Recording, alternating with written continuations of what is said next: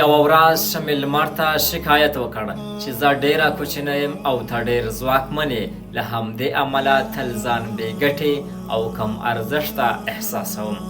لمر په نرمه لهجه ځواب ورکړ: هر څوک په خپل وخت کې اغېزمن وي. دا رښتیا ده چې زه د ورځې رڼا خپروم او د شپې ستا رڼا هم زما تر رڼا ارزښتناکې ده.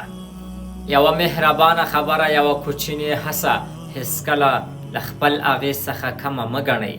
کیدای شي تاسو ټوله نړۍ روښانه نه کړئ، خو ممکن د چا لاره هغه مهال روښانه کړئ چې تر ټولو ورته اړتیا لري.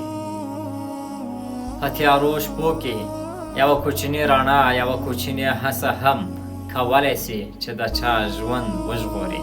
دوستانو، هیله کوم چې ویډیو د سره لایک او شیر کړئ تر څو تر نورو دوستانو هم ورسیږي.